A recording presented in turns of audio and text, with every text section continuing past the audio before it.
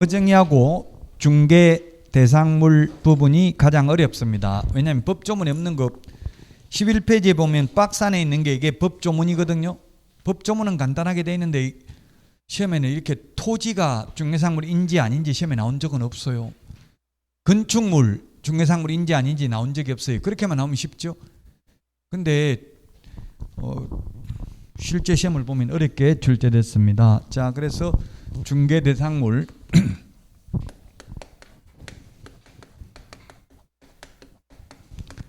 중개 대상물을 보면 첫 번째 토지,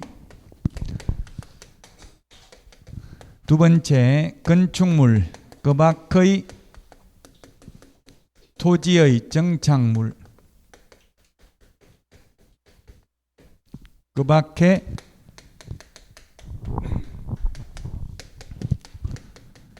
대통령령이 정하는 재산권 및 물건. 대통령령이 정하는 재산권 및 물건에는 임목에 관한 법률에 의한 임목, 공장 및 광업재단 저당법에 의한 공장재단, 광업재단, 공장재단, 광업재단,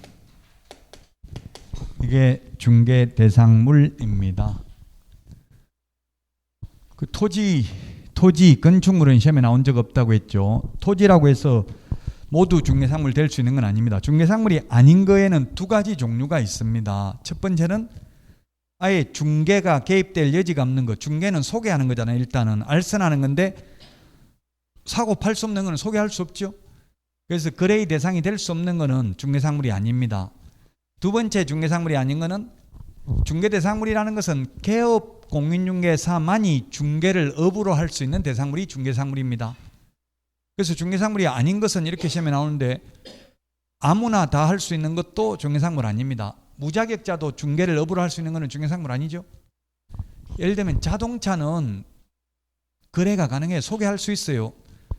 자격증 있는 개업공개사만 소개할 수 있는 게 아니라 중도매인들 중고자동차 소개하는 거 아무나 해도 되잖아요. 자격증 없는 사람도. 그래서 자동차는 중개상물이 아니에요. 아무나 중개할 수 있기 때문에. 아무나 중개를 업으로 할 수 있는 것도 중개상물이 아니고 아예 중개 자체가 불가능한 거, 거래 자체가 불가능한 거, 국가 소유 부동산, 국유재산, 지방자치단체, 즉 청와대 건물은 사고 팔 수 없잖아요. 그러니까 중개상물이 아니라고요. 청와대 건물, 국가 소유 토지, 호수, 설봉공원 이런 거 공원 같은 거 개인 땅이 아니잖아요. 개인 땅이 아닌 거는 사고 팔 수 없으니까 중개상물이 아니라고요. 그 두 가지 유형이 있다. 아예 개인 부동산이 아닌 것, 국가 지자체 거는 중개상물 될 수 없고 또 아무나 중개할 수 있는 것도 중개상물이 아니다. 예를 들면 권리금이 중개상물이 아닌 거는 권리금은 아무나 소개해도 상관이 없다. 그래서 중개상물이 아니라고 꼭 자격증 딴 개업공개사만 할 수 있는 것은 아니다. 자, 그래서 토지가 중개대상물인데 토지 중에서 중개상물 아닌 거 시험에 나왔는데 무주부동산, 주인 없는 부동산은 민법에서 국가 소유고요. 민법에서 주인 없는 동산은 선점자, 먼저 가진 사람이 주인입니다. 그래서 무주부동산은 중개대상물이 아닙니다.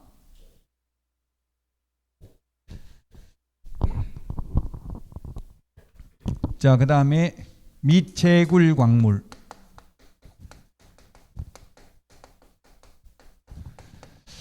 미채굴 광물. 광업법 제2조에 보면 국가가 광물을 채굴할 권능을 가진다 이렇게 되어 있어요. 개인 땅 밑에 석유, 석탄이 매장되어 있어도 개인 게 아닙니다. 토지 소유권의 효력이 미치는 범위는 땅속 몇 미터까지입니까? 40m라는 말이 어디 있어요? 예? 맞아요. 40m입니다. 예, 그래서 어떻게 하냐 싶어서 법에는 없습니다. 법에는 정당한 이익이 있는 범위 내에서 그 상하에 미친다 이렇게 돼 있죠. 법에는 정당한 이익이 있는 범위 내에서 상하에 미친다 돼 있고 지자체 서울시조례는 40m까지 미친다 이렇게 돼 있나 봐요. 그래서 GTX 대심철도, GTX는 50m로 파잖아요. 지하 50m로. 그러면 토지 보상을 해줄 필요 없다고. 소유권 효력이 미치지 아니하니까. 그러니까 뭐 아무데나 할 수 있는데 지금 강남 같은 데는 자기 땅 밑으로는 못 지나가지 말라고 또 데모하고 이러더라고. 다른 데는 지금 빨리 우리 동네로 넣어달라고 데모하고. 지금 GTX 지금 현재 중점과제 새 정부에서 발표한 거 보면 그대로 옛날 그대로 GTX D 노선까지만 있고 이게 2천으로 오는 거 이런 거는 없더라고. 중점과제에는. 그러니까 뭐 다 포기했냐 물어보니까 또 하겠다 말은 하겠다는데 한 앞으로 15년 후 되면은 제가 볼 때 할 가능성이 있어요. GTX-A가 지금 10년 넘었거든요. 발표한 지가, 하겠다는 말한 지가. 안 할 수가 없어요. 누군가가 하겠다고 질러 놓으면 그 뒤에 대통령이 돼도 누가 돼도 할 수밖에 없어요, 사실. 또 김동연 후보가 뭐 대통령이 안 하면 내가 하겠다 이러던데 실제 경기도지사가 할 수 있는 건 아닌데도 불구하고 일단은 선거에 당선되려면 무조건 한다고 할 수밖에 없잖아요. 안 한다 하면 누가 아무도 안 찍어주니까 아마 될 거예요. 2천으로도. 2천으로 안 하고 여주로 간다고 돼 있는 것 같은데 2천 거쳐서 가는가 그건 모르겠는데요. 어쨌든 GTX-A가 뭐 2024년 지금 A가 파주에서 저기 동탄까지 개통돼 보면 이제 얼마나 편리한지 이런 걸 보면 또 달라질 수 있겠죠. 오히려 지금 집값은 계속 내려가고 있잖아요. 동탄 GTX-A 들어오는데도 어왕 이런 데가 너무 많이 올랐기 때문에 상대적으로 좀 내려가고 있는 것 같기도 하고요. 자, 무주부동산 미채굴 광물, 어쨌든 채굴되지 아니한 광물은 중개상물 아니다. 시험에 많이 나왔는데 실제 이런 걸 중개하는 사람 없는데 뭐 하여튼 시험에는 우린 시험 공부니까 많이 출제됐습니다. 그 다음에 포락지, 하천의 범람으로 물속에 잠긴 토지입니다. 물속에 잠겨서 국가가 손실보상을 하고 사권이 소멸된 토지, 사권, 개인의 권리가 소멸됐다. 국가 소유라는 이야기입니다. 그래서 중개상물이 아니다. 이거 외에 나머지는 해석상 여러분들이 풀어야 돼요. 만약에 시험에 한 번도 나온 적이 없는데 도로, 하천이 시험에 나오면 중개상물이다 아니다?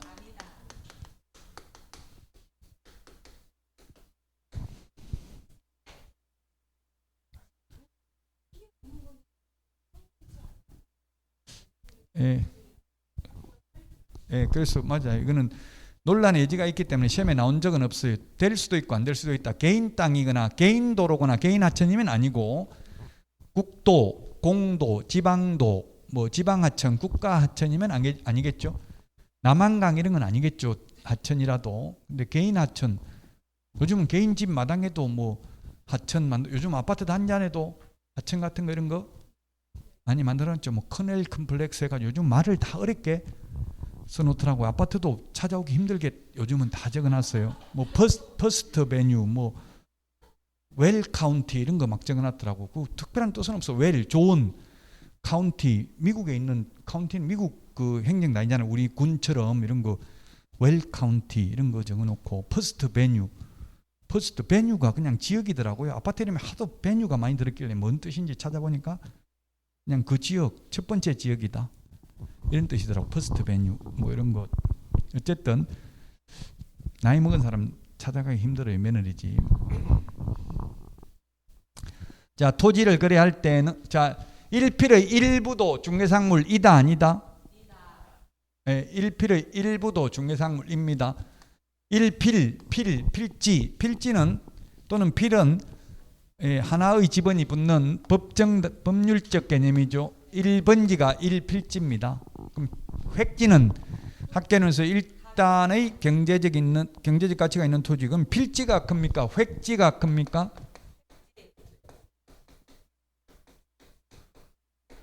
필지가 클 수도 있고 획지가 클 수도 있어요. 몰라요, 그거는. 임야 같은 거는 한 필지가 엄청나게 넓을 수도 있죠. 산 전체 굉장히 넓을 수도 있어요. 그래서 어느가 더 크다고는 단정할 수는 없습니다. 자, 그래서 일필의 일부에 대해서도 분필 절차를 거쳐야 매매할 수 있습니다. 3의 1번지, 3-1번지가 아니라 3의 1번지로 읽어야 된다. 지적법 시험에 출제됐습니다. 일필의 일부에 대해서 분필 절차를 거치기 전이라도 매매할 수는 없지만 용익 물건 설정은 가능합니다. 제한 물건 설정 가능하다면 X죠. 제한물건은 용익물건, 담보물건 합해서 제한물건이라 하죠.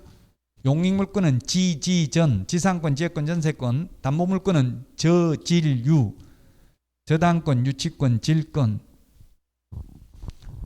이 담보물건입니다. 즉 방 한 칸만 담보 제공하고 대출은 안 됩니다. 근데 방 한 칸만 전세 주는 거는 가능하죠. 그래서 1필의 일부도 중개상물이 될 수 있다. 자, 그 다음에 건축물인데요. 건축물. 건축물은 건축법에서 말하는 건축물이 있고요. 건축법에서 말하는 건축물이 있고 민법에서 말하는 건축물이 있습니다. 건축법 제2조에서 건축물이란 지붕과 벽 또는 기둥이 있는 것이 건축물입니다. 민법은 이거 세 개 다 있어야 됩니다. 그래서 건축법에서는 벽이나 기둥 둘 중에 하나만 있고 지붕이 있으면 건축물입니다. 따라서 이동식 세차장 구조물이 중개대상물인지 여부 12페이지 요약집 중간에 동그라미 리얼에 보니까 콘크리트 지반 위에 볼트 조립 방식으로 철제 파이프 또는 철골 기둥을 세우고 지붕을 덮은 다음 3면에 천막이나 유리를 설치한 세차장 구조물이 민법상 부동산인 토지의 정착물에 해당하지 않는다 해놓고 사건 번호가 뭐라고 돼 있어요? 2008가 아니고 2008도 2008년도 대법원에 접수됐고요. 판결은 2009년도 대법원에 접수되고 나서 1년 있다가 판결을 했다는 이야기입니다. 그래서 대법원까지 가면 최소한 3년 걸려요. 하급심부터 1심부터 2심, 3심까지 다 가면. 이게 무슨 판례냐 하면은 이동식 세차장 이게 처음에 생겼을 때 요즘은 뭐 거의 다 설치되어 있죠. 주유소마다. 처음 생겼을 때 이동식 세차장 구조물 3건 알선을 하고 한 건당 500만 원씩 1,500만 원 받아 먹은 사건에 대해서 개업공개사가 옆에 무등록 중개업자라고 고발했다고 처벌해달라고 고발했는데 대법원까지 가서 처벌된다 안 된다? 안 된다. 즉 중개상물이 아니다. 건축법상 건축물이지만 민법상 건축물이 아니어서 중개상물이 아니다. 중개상물이 아닌 것은 아무나 중개를 업을 해도 상관이 없다. 이런 판례를 봤는데 그 무등록 중개업자는 1,500만 원 소송비 다 들어갔죠. 그 소송 대법원까지 하려면 변호사비 1,500 들어가잖아요. 어쨌든 지금은 이제 아무나 중개를 업을 해도 된다. 중개상물이 아니기 때문에. 그래서 우리 건축물 판례가 제 개인적인 견해가 아니라 판례가 건축법상 건축물만을 의미하는 것이 아니라 민법상 건축물을 말한다. 물론 건축법상 건축물이 중개상물 될 수 있는 경우도 있죠. 근데 민법상 원칙적으로 민법상 건축물을 말한다. 민법상 건축물은 민법 99조 1항에는 뭐라고 되어 있냐면 토지 및 그 정착물을 부동산이라 한다. 2항 부동산 이외의 물건을 동산이라 한다. 이렇게 되어 있어요. 민법에서는 따로 건축물이라고 되어 있지 않고 토지의 정착물이라고 되어 있어요. 건축물을. 그게 어쨌든 판례는 토지의 정착물인 부동산이 되려면은 기둥, 지붕, 벽 모두 다 있어야 된다. 그래서 이동식 세차장 구조물은 민법상 건축물이라고는 볼 수 없다. 또 이 건축물은 현존하는 건축물뿐만 아니라 장래에 건축될 예정인 미래의 건축물도 중개상물에 해당된다. 꼭 현존하는 것뿐만 아니라 따라서 장래 미래의 건축물에는 두 가지가 있다. 분양권이 있고 입주권이 있다.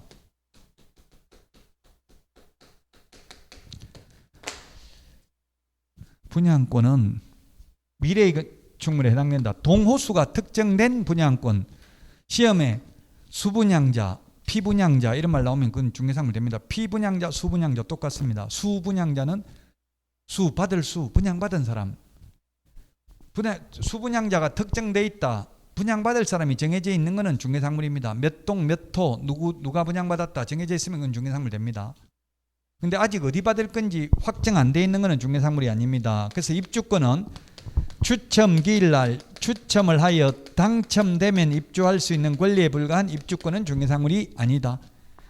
도시 및 주거환경정비법상 관리처분 인가 관리처분인가라는 건 뭡니까? 이거는 옛날 집 주고 나서 멸실시키고 나서 새 집 몇 동 몇 호 받는지 정해지는 게 관리처분인가죠? 관리처분인가 받은 입주권은 중개상물 됩니다. 몇 동 몇 호 받을지 확정됐기 때문에. 옛날에 강남에서는 옛날 집 한 채 주고 분양권 이거 입주권 2개씩 받고 이랬어요. 2채, 집 2채.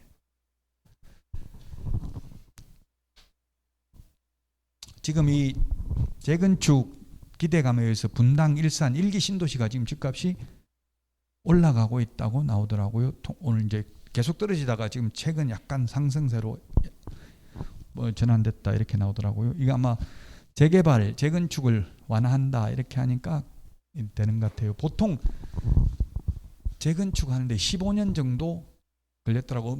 대치동 엄마 아파트 이런 거 30년 전부터 재건축한다는 말이 있었어요. 지금도 그러고 있다고요. 그러니까 잘못 투자했다가는 굉장히 힘들 수도 있다고. 계속 거기 새 집 살려고 생각했다가는. 저는 개인적으로는 그냥 비싸게 주더라도 이게 재건축에도 항상 일반 분양분이 있거든요. 일반 분양 받아서 들어가는 게 더 편할 수도 있어요. 기간이 짧다는 이야기예요. 이건 미리 사놨다가 언제 재개발이 될지 재건축이 될지 모를 수도 있다고요. 저는 못할 것 같아요. 저 죽을 때쯤 돼서 세금 받으면 뭐하냐고. 지금 새 집에 살아야 되지. 자, 그래서 분양권은 중개상물인데 입주권은 중개상물 될 수 있는 경우도 있고 없는 경우도 있다. 자, 그 다음에 그 밖의 토지의 정착물, 그 밖의 토지의 정착물 중에서 중개대상물에 해당되는 건 딱 하나밖에 없습니다. 명인 방법을 갖춘 수목집단. 결론 이거 하나밖에 없습니다. 그냥 암기해야 됩니다. 그래서 논리적으로 따지면 좀 안 맞아요. 그래서 이거는 왜냐하면 행정심판 결정으로서 국무총리 산하에 있는 행정심판위원들이 이게 명인망법을 갖춘 수목집단이 중개대상물이 아니라고 시험에 나왔어요. 그 행정심판이 청구됐는데 행정심판위원들은 대학 교수하고 법조인들이 주로 50명 정도 있는데 국무총리 산하에 그분들은 현업을 해본 것도 아니고 공인중개사법의 취지도 잘 모르고 그냥 물리 해석을 한 거예요. 법조문에 있는 그대로. 뭐라고 해석했냐면 민법에 그 밖의 토지의 정착물 민법 책을 쭉 보니까 책을 다 누구 열거해놨더라고요. 뭐 곽윤직 교수 책 몇 페이지, 누구 책 몇 페이지를 보니까 그 밖의 토지의 정착물에 명인망법을 갖춘 수목집단도 해당된다. 민법책에. 공인중개사법에 그 밖의 토지의 정착물이 중개상물이라고 되어 있다. 그러므로 명인망법을 갖춘 수목집단도 중개상물이다. 이렇게 물리해석을 했다고 단순히. 근데 국토부에서는 종전에 유권 해석은 명인망법을 갖춘 수목집단은 중개상물이 아니라고 했어요. 그래서 시험에 나온 거예요. 아니라고 해서. 그 유권 해석이 행정심판이 유권 해석보다 더 상위의 규범이기 때문에 행정심판이 우선적으로 적용됩니다. 그럼 국토부에서는 왜 아니라고 했냐? 이거 별로 중요한 물건 아니니까 아무나 중개를 해도 상관이 없다는 취지였어요. 근데 어쨌든 뭐 다 몰라도 되고 12페이지 맨 밑에 까만 별표 결론만 별표해놨어요. 이게 시험에 3번 나왔으니까 명인망법을 갖춘 수목집단은 중개상물이다. 그거 빼고 나머지는 없습니다. 뭐 예를 들면 제가 물어봤어. 그럼 그 밖의 토지의 정착물에 해당되는 거 뭐가 있냐? 시험 보면 시험 보려고 그런다. 뭐가 있다고 단정적으로 지금 말할 수는 없다. 앞으로 그 밖에 뭐가 생길 수도 있다. 이렇게 이야기하고 있어요. 그 예를 들면 명인망법을 갖춘 농작물 중개상물 아닙니다. 농작물 밭대기로 거래하는 거 무, 배추 꼭 자격증 따가지고 권리 분석할 필요 없다고요. 안에 무가 썩었는지 안 썩었는지 그런 거 뭐 할 필요 없잖아요. 있는 그대로 눈에 보이는 대로 거래하면 되니까 중요한 거 아니니까 중개상물 아니다. 명인망법을 갖춘 농작물도. 단 명인망법을 갖춘 수목의 집단은 행정심판 결정으로서 중개상물에 해당된다. 우리 요약집 13페이지에 요 3개에 대해서 적어놓기는 제가 적어놨습니다. 표로 비교를 해서. 근데 시험에는 최근 10년간 나오지 않았다고요. 그렇게 중요하지 않습니다. 다만 이 3개는 소유권과 저당권의 객체가 되고요. 소유권과 저당권의 객체가 되고 일물, 일권주의 예외입니다. 일물, 일권 예외다. 임목은 등기된 나무를 임목이라고 합니다. 설립자, 나무목자, 살아서 생립, 서 있는 나무만 등기할 수 있습니다. 죽어서 누워있는 나무는 등기 못합니다.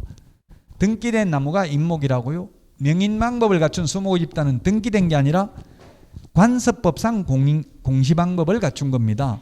즉 명인방법이란 나무 껍질을 벗기고 묵서, 붓으로 이름을 적는다든지 담장을 쌓아둔다든지 편말을 설치해두고 하면 토지와 분리하여 소유권의 객체가 될 수 있다. 사고 팔 수 있다.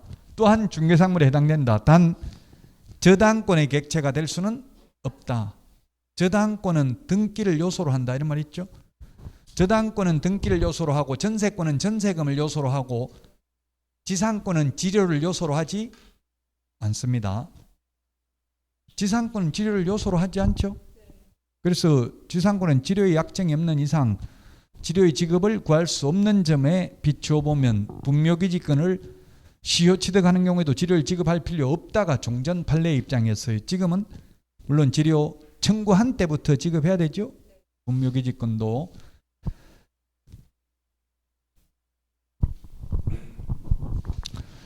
그래서 임목하고 명인방법을 갖춘 수목집단 차이점. 임목은 저당권의 객체가 될 수 있고 명인방법을 갖춘 수목집단은 저당권의 객체가 될 수 없다.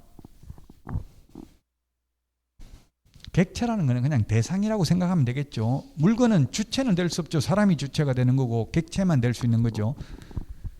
자, 일물일권주의. 하나의 물건에 하나의 소유권이 있는 게 원칙이다. 근데 요 세 개만 우리나라에서 예외입니다. 즉 임목, 나무가 여러 개가 있으면 이걸 임목으로 등기하게 되면 소유권 하나밖에 없습니다. 나무 하나하나 전부 따로 소유권이 있는 게 아니고요.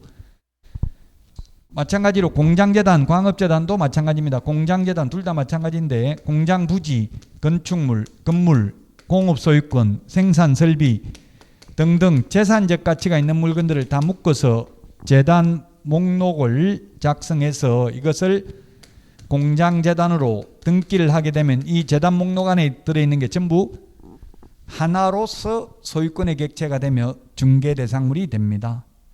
재단에서 분리하여 공업소유권만, 생산설비만 따로 떼어내서 팔아먹을 수도 없고 중개대상물이 될 수도 없습니다. 그럼 왜 이런 공장재단 등기를 하겠어요? 저당 가치를 높이기 위해서, 즉 대출, 담보대출 많이 받으려고, 대출 금액을 높이려고 이렇게 하는 거죠.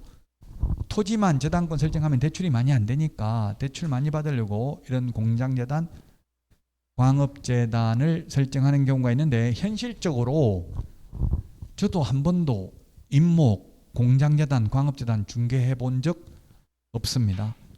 지금 현실적으로 우리나라에 등기된 나무 임목 거의 없는 걸로 알고 있어요. 제가 등기소마다 많이 전화해 봤어요. 임목 등기 어떻게 하는지 좀 알고 싶다 하니까 한 번도 해본 적 없다더라고. 등기관도. 저 강원도 전화해 보라더라고. 강원도 있는 등기소. 강원도 전화하니까 자기도 해본 적 없다더라고. 법무사한테 20년 30년 한 법무사한테 물어봐도 임목 등기해봤냐 물으니까 아무도 해봤다는 사람 없어요. 제가 한 10명 정도 전화해봤는데 현실적으로 없기 때문에 시험에 잘 안 나온다고요. 박정희 전 대통령 시절만 해도 이게 산림녹화가 굉장히 중요했어요. 제가 어릴 때 보면 산에 입산금지, 산림녹화 이런 거 많이 써놨어요. 간첩 신고하면 5천만 원 준다. 그때 집 한 채 100만 원밖에 안 하는데 간첩 신고하면 5천만 원 줬어요. 제가 대학 다닐 때 저는 아파트 분양받는데 2,300만 원에 분양받았어요. 25평짜리 2,300만 원. 지금 평당 2,300만 원도 넘어요. 지금 평당. 전 대학 다닐 때 아파트 분양받았었어요. 그때 주공아파트 청약저축 그때 가입해가지고 참 일찍이 했는데 지금은 알거지 됐어요. 그때 못 벌어가지고 지금이 중요하죠. 지금 과거 이야기 하는 사람 치고 지금 잘난 사람 있어요? 없어요? 없어. 자, 왕년에 내가 이렇게 했다는 건 지금 초라하다는 이야기, 옛날 이야기 할 필요도 없어요. 와이프도 옛날 이야기 하면 그래 지금 돈 얼마 있는데 이렇게 물으면 10원도 없어요 지금은. 어쨌든 그래서 뭐 자꾸 분양가가 올라가니까 웬만하면 그런 걸 자꾸 또 집값 내려가는데 사야 되냐 말아야 되냐. 집 한 채 사는 거는 뭐 올라가더라도 살 수밖에 없어요. 어차피 있어야 살고 살아야 되니까. 필수제니까. 뭐 투자하는 거 세채 네채는 뭐 그는 굳이 뭐 해야 되는지 말아야 되는지는 제가 판단할 수 없는 부분이고요. 저도 몰라요. 그거 다 알면 제가 부자 됐으면 내 말만 들으면 된다 하는데 저도 부자 안 됐는데 그런 말 할 자격이 없죠. 그 너는 이렇게 물으면 할 말이 없으니까. 어쨌든 임목이 거의 옛날에는 뭐 1970년대는 산림녹화 막 나무 하지 말라고 굉장히 강조했어요. 그런데 전부 땔감을 나무로 쓰니까 산에 나무가 하나도 없었다고. 근데 지금 산에 가보면 나무밖에 없고 들어가기도 힘들죠. 산에. 도시에 있는 산이야 그래도 나무가 별로 없는데 시골에 가면 아예 사람이 안 다니가지고 올라가지도 못해요. 나무가 너무 많아가지고. 별로 중요하지 않다는 이야기입니다. 결론은 지금은 우리나라는 전국 토의 70%가 산지입니다. 그래서 나무의 소중하고 산의 소중함을 몰라요. 두바이나 중동 이런 데 두바이는 가보니까 산 하나도 없더라고요. 아예 모래밖에 없잖아요. 두바이 같은 데 버즈 칼리파 세계에서 최고 높은 건물 그것도 우리나라 삼성에서 지었다더라고요. 그것도 그냥 사막에다가 지어놨어요. 아직까지 세계 최고 높은 건물은 두바이에 있어요. 우리나라에서 지은 건물은 흔들리고 그렇지는 않더라고. 두바이 버즈 칼리파는 그 올라가다 안 흔들리던데 미국의 엠파이어 스테이트 빌딩은 좀 흔들리더라고. 무섭더라고요. 어지러워서 못 있겠더라고. 건물이 흔들리니까. 건물 다 흔들리게 설계하지. 100층 넘는 거는 안 그러면 부러져 버리거든요. 바람 불고 하면 약간씩 움직이게 설계가 되어 있어요. 자, 어쨌든 결론은 13페이지 그 임목, 공장재단, 광업재단 별로 중요하진 않고 혹시 뭐 모의고사 이런 데 나오면 찾아서 보라고 적어 놓은 거예요. 시험에는 거의 안 나오는 부분이고. 자, 그럼 14페이지 시험에는 중개상물인 것은 아닌 것은 이렇게 주로 출제됐는데 중개상물인 것 토지, 건축물, 임목, 공장재단, 광업재단. 그래서 이 임목, 공장재단, 광업재단 이 세 개는 중개대상물이며 매수 신청 대리 대상물에도 해당됩니다. 매수 신청 대리 대상물에도 해당되는데 부동산 거래 신고 대상물은 아닙니다. 임목, 공장재단, 광업재단은 부동산 거래 신고 안 한다고요? 토지 거래 허가 안 받습니다. 농지 취득 자익 증명 안 받습니다. 계약서 금인도 안 받습니다. 임목, 공장재단, 광업재단은. 단 중개 대상물이며 매수 신청 대리 대상물에는 해당된다. 부동산 거래 신고 대상물 아니다. 자, 그 다음에 중개상물에 해당되는데 단지 행위 제한을 받는 게 뭐가 있냐면 사인이 개인이죠. 공유수면 관리 및 매립에 관한 법률에 의해서 매립 공사를 완료하고 준공 허가를 받은 매립지 중개상물 이다 아니다? 이다. 시험에 공유수면 매립지 이렇게 시험에 나온 적 있어요. 공유수면 매립지 중개상물 이다 아니다? 공유수면 매립지 모두 정답이었어요. 공유수면 매립지 이렇게 나와가지고 이신청 인용돼가지고 원래는 공유수면 매립지 중개상물 2라는 취지로 가정답은 중개상물 2다. 본정답에서는 모두 정답이다. 왜냐하면 불법으로 매립하면 중개상물이 아니고요. 공유수면 관리 및 매립에 관한 법률에 의해서 매립공사를 완료하고 준공 허가를 받은 매립지는 개인 땅이니까 중개상물이라고요. 준공이라는 말을 쓰는데 준공은 공사 끝나고 하는 게 준공입니까? 시작할 때 받는 게 준공입니까? 준공 끝나고 하는 거죠. 그래서 이 건축법에서는 사용 승인, 주택법에서는 사용 검사, 기타법에서는 준공 검사라는 말을 써요. 다 끝나고 하는 거죠. 똑같은 뜻입니다. 준공이나 사용 승인이나 사용 검사나 같은 뜻인데 건축법에서는 사용 승인, 주택법에서는 사용 검사, 기타법에서는 준공 검사라는 말을 쓴다고요. 그럼 이제 우리가 학문적으로 생각해 보면 저기 뭐 장릉, 왕릉뷰 아파트 3개가 문제가 된 게 있어요. 그러면 사용 뭘 해야 돼? 검사잖아. 사용 검사 주택법이니까 아파트니까 인천 서구청에서 사용 검사를 지금 문화재보호법에 위반되면 사용 검사를 해줄까요, 안 해줄까요? 여러분들이 학문적으로만 뭐 정치적인 걸 떠나서 해주겠어요, 안 해주겠어요? 해줍니다. 건축법상 허가도 마찬가지예요. 이거는 기속 재량입니다. 자유 재량이 아니고요. 공무원들이 재량권을 행사할 수 있는 게 아니고 법적 요건을 갖추면 무조건 해줘야 돼요. 그 문화재 보호법을 위반했다고 안 해줘도 된다 이런 규정이 없어요. 아마 될 거예요. 그 벌써 지금 입주하려고 오히려 공기를 단축하고 있더라고. 빨리 입주해보려고. 빨리 입주해버리고 나면 뭐 철거는 불가능이라고 봐야 되겠죠. 현실적으로 철거할 수도 없어요. 그 철거하면 지금 현대 아이파크 광주에 그거 하는데 뭐 3천억인가 든다더라고. 철거하고 새로 짓는데 3,500억 정도 70개월 지금 새로 철거하고 새로 짓는다고 나왔죠. 발표했죠. 사실 무너진 것만 철거하면 되는데 옆에 있는 것도 사람들이 불안해서 안 들어가려고 하니까 다 철거해버리는 거예요. 건축법상 이게 건축법에서도 옛날에 일산에 문제가 됐어요. 러브호텔 앞에 건축허가를 신청하니까 건축허가를 안 내주니까 민원이 제기되고 있다는 이유만으로 허가를 안 내주는 것은 재량권을 일탈 남용했다. 허가 내줘야 된다. 대부분 판례가 있다고요. 기속 재량이니까. 그 상업지역인데 허가 안 내주려면 국가가 매수해야 된다는 이야기입니다. 그 왕릉뷰도 마찬가지예요. 신도시를 조성해가지고 다 이미 분양했고 땅을 팔았고 사업계획 승인까지 받아가지고 지은 거잖아요. 사업계획 승인 내줄 때 그러면 안 내줘야죠. 다 짓고 나서 사용검사를 안 해줄 수는 없다는 이야기예요. 한번 지켜보세요. 여러분들이 좀 있으면. 뭐 정치적인 견해가 아니라 그냥 법적으로 말씀드리는 거예요. 법적으로. 자, 그 다음에 그 사도, 개인도로, 도로예정지, 접도구역, 연안구역, 개발제한구역, 농업진흥지역, 군사기지 및 군사시설 보호구역 내의 토지, 즉 모든 용도, 지역, 지구, 구역 다 중개상물입니다. 그러니까 다른 학원에서 어제 질문하더라고요. 그러면 군사기지 및 군사시설 보호구역, 군부대 땅도 그럼 중개상물이냐 묻던데 국가 땅이라는 말이 없는 한 개인 땅이라는 전제가 깔려 있어요. 예를 들면 저기 분당의 야탑동 이런 데가 군사기지 및 군사시설 보호구역 서울공항 반경 4km 이내에 있기 때문에 그래서 고도 제한을 받을 뿐이라고 비행기 착륙 때문에 높이를 45m밖에 못 지어요. 군사기지 및 군사시설 보호구역이라면. 아마 이천도 이게 공수부대 어디 옮겨온 데 어디예요? 마장. 그런데는 아마 군사기지 및 군사시설 보호구역에 있게 건물 높이 못 지을 거예요. 45m, 15층보다 더 높게는.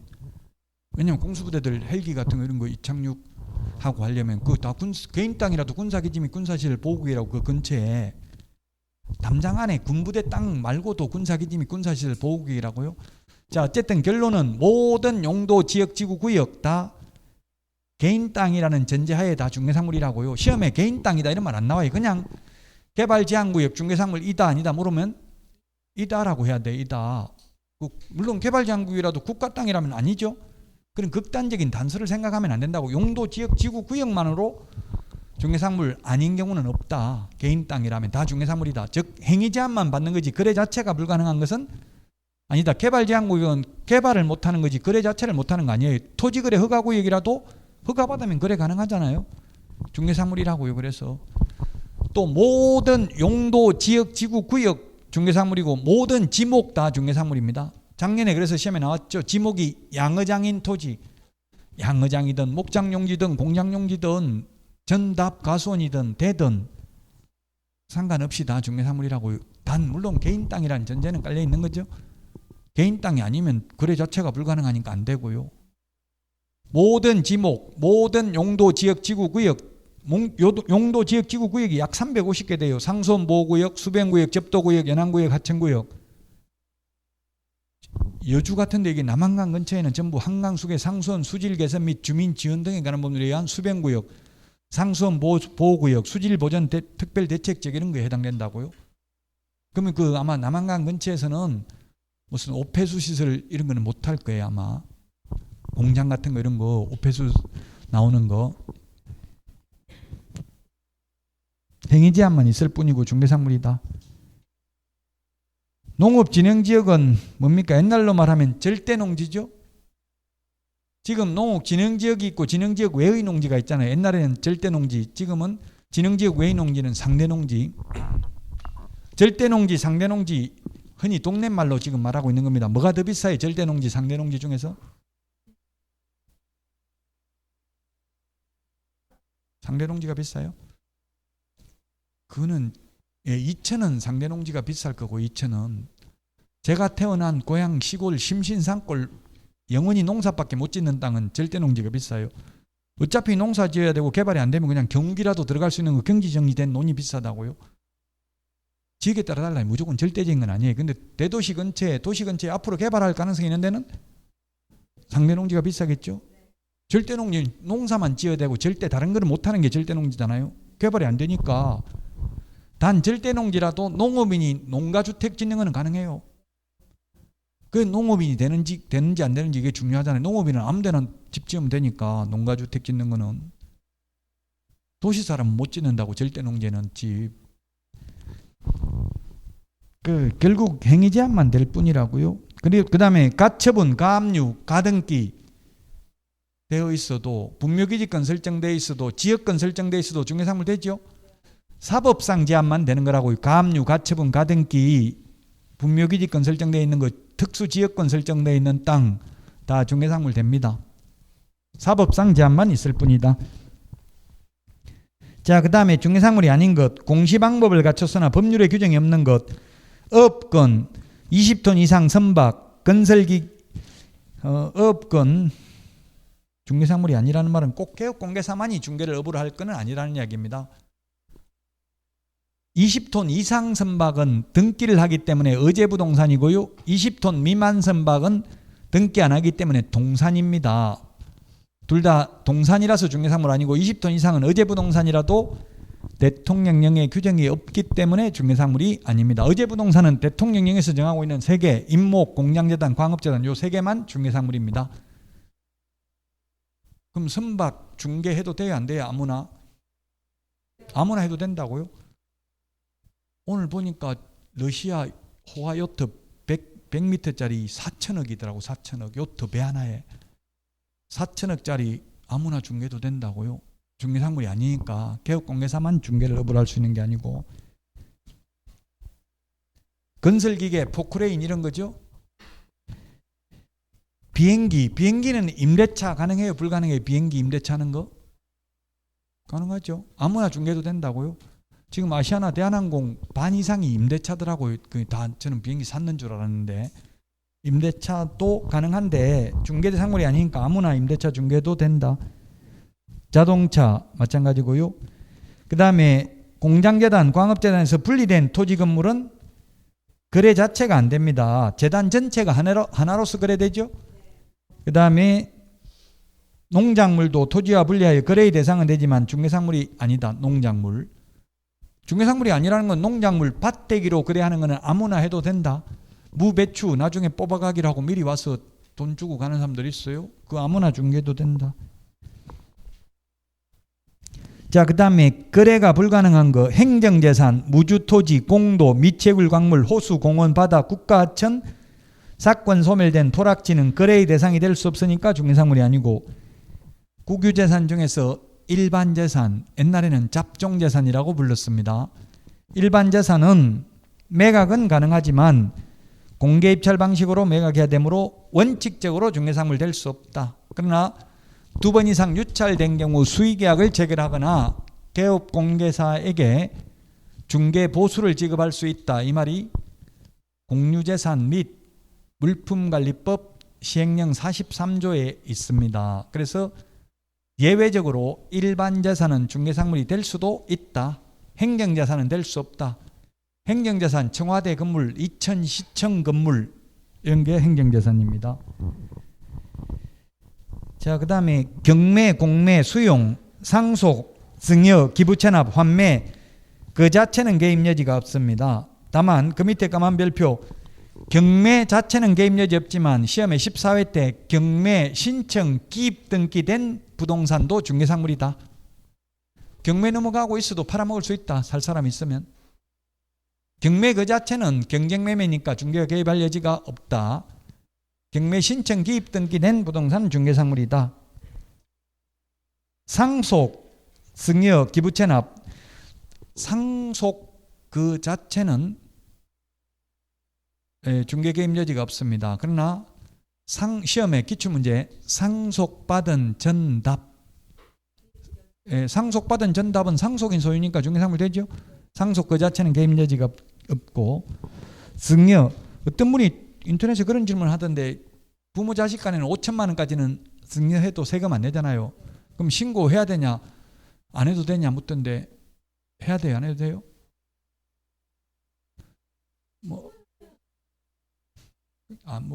안 해도 상관없어요. 양도소득세도 양도 차익 없으면 신고 안 해도 상관없어요. 사실은 뭐 처벌 규정은 없다고요 따로. 그렇지만 원래는 뭐 예정 신고하도록 돼 있죠. 근데 증여세도 만약에 태어나자마자 5천만 원 주는 게 가장 좋고 하는 게 좋아요. 신고 그냥 홈택스 국세청 홈페이지에서 하면 되더라고요. 그게 5천만 원 해가지고 가족관계 이런 거 업로드 다 하니까 그냥 세금은 0으로 나오더라고요. 그래도 신고를 하는 게 좋아요. 나중에 뭐 어디 증빙 같은 거 하려면 해놓는 게 좋죠. 나중에 자금 조달 계획 이런 거 제출할 때. 안 해도 처벌 규정은 없습니다. 세금이 어차피 없으니까. 증여 계약서가 따로 있는 건 아니에요. 계약 자유의 원칙에 의해서 아무렇게나 적으면 되고 그냥 현금으로 통장으로 이체했으면 그거 이체한 거 그거 가지고 그냥 받았다고 적으면 돼요. 근데 여러분이 주는 입장이라면 계약서를 적는 게 좋겠죠. 나중에 불효하면 다시 돌려받을 수 있다. 이런 걸 적는 게 좋아요. 특약으로. 어떻게 뭐 한 달에 얼마씩 용돈 주기로 했는데 안 주면 계약을 취소하기로 한다. 이런 걸 적을 수 있다고요. 예를 들면 특약으로 적는 게 좋아요. 저도 안 적었더니만 딸이 한 달에 10만 원씩 준다 했는데 결혼하고 나니까 못 주겠다고 딱 잡아대버리더라고요. 그래서 못 받아요. 지금 안 준다는 걸 억지로 강제 집행하기는 좀 어렵죠.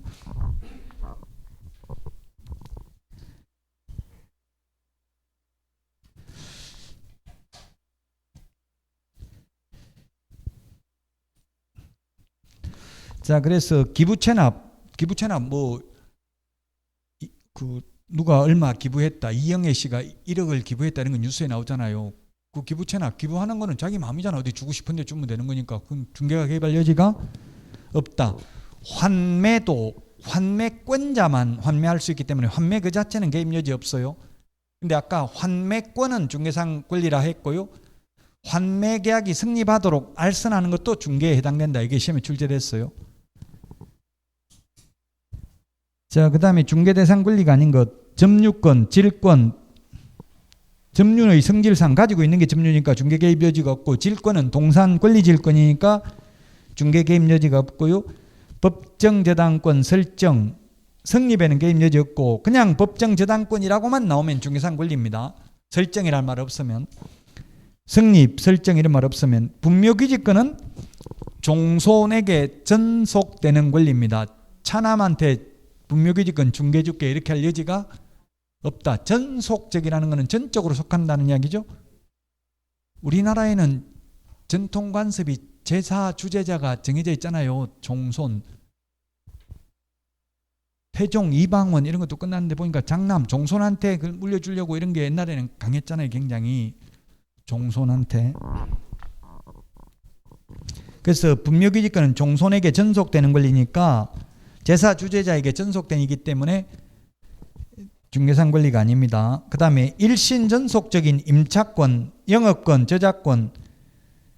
저작권 양도할 수 있어요? 없어요? 저작권. 소주 한 잔 부른 사람이 누구예요? 소주 한 잔.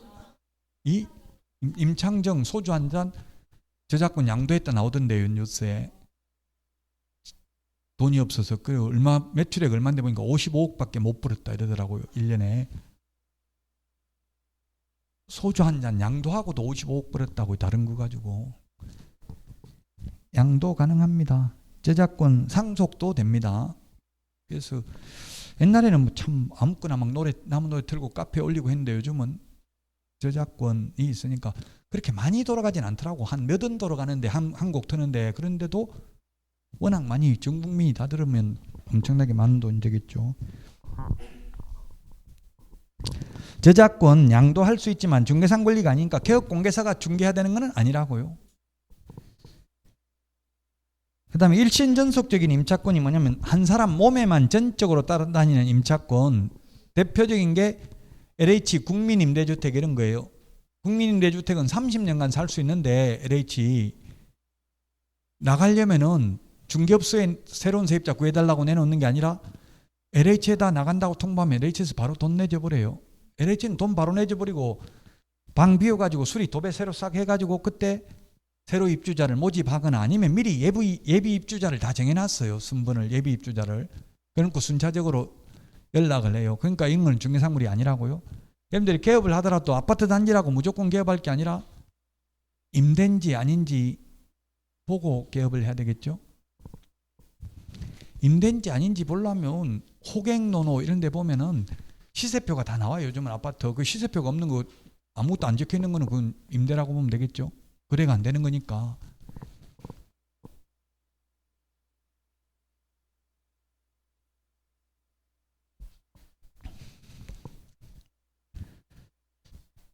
자, 일신전속, 한 사람 몸에 전적으로 속해 있는 게 일신전속적이다. 그 다음에 법정지상권 성립에는 개입 여지가 없지만 법정지상권 양도하는 경우는 중개상권리에 해당된다.